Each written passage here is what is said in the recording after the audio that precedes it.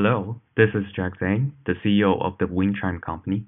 Here, let me give you a short introduction of who we are. We are a new startup company headquartered in Shanghai in the hearing aids industry of the healthcare sector. We aim to provide the hearing-impaired population the best hearing environment as possible through advanced technology such as machine learning. And you might want to ask, why do we want to do this?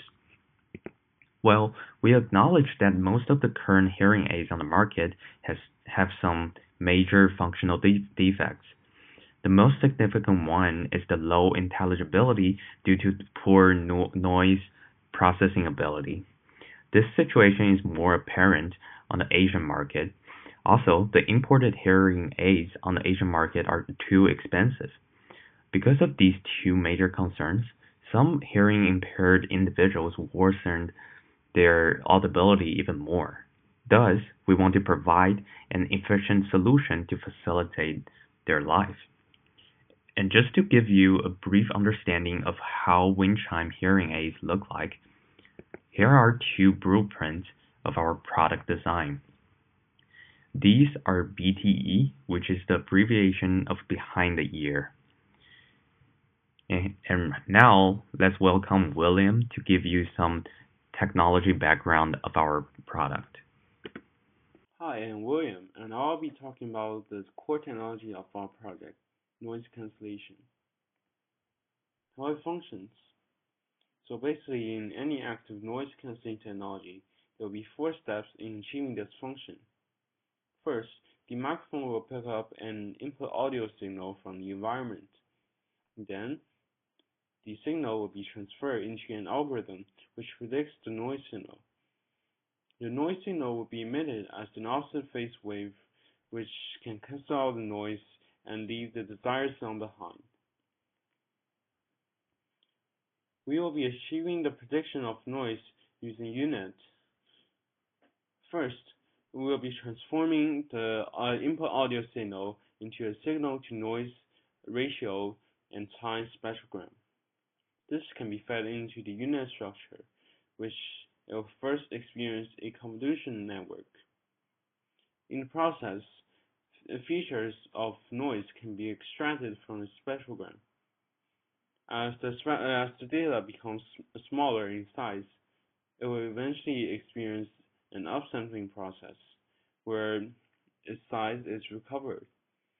During the process, we will also concatenate some parts of the convolutional network into the data, which will help recover some of its features. Finally, we will receive an output which has the same size as the original input, but with much of the data regarding noise removed. As to why we choose U-Net, it is because there are many benefits of U-Net compared to other networks that achieve similar functions. First and foremost, it has a fast processing speed. Due to its completely convolutionary nature, there are a small number of neurons in this network, meaning that it will process relatively fast than other networks. Secondly, it has a clear structure.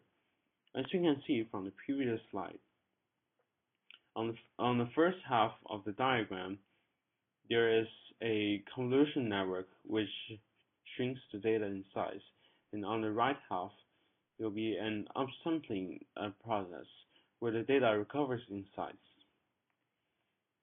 And thirdly, U-Net achieves relatively good accuracy with limited training. As you can see on the diagram on the right, this is a comparison of U-Net under a 10,000 training frame.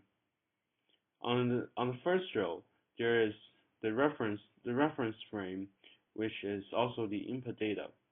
And on the second row, there is the prediction of the U-Net.